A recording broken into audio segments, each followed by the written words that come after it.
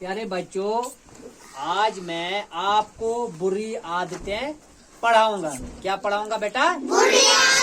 बुरी आदतें जो आप बच्चों को नहीं करना है, जो मुझे भी नहीं करना है, न हमारे बड़ों को करना है, न छोटों को करना है।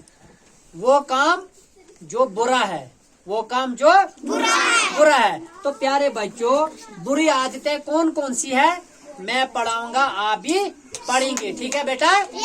शाबाश बेटा। बुरी आदतें, झूठ बोलना, झूठ बोलना, चोरी करना, चोरी करना, सिगरेट पीना, सिगरेट पीना, गाली बकना, गाली बकना, देर से जागना, देर से जागना, नाफरमानी करना,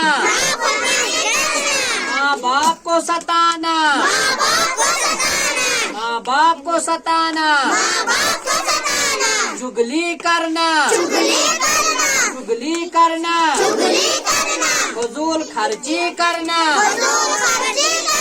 फजूल खर्ची करना,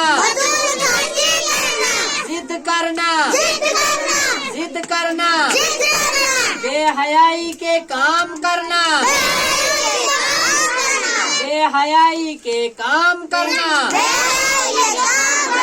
धोखा देना, धोखा देना, रूठ जाना, रूठ जाना, छोटू को सताना, छोटू को सताना।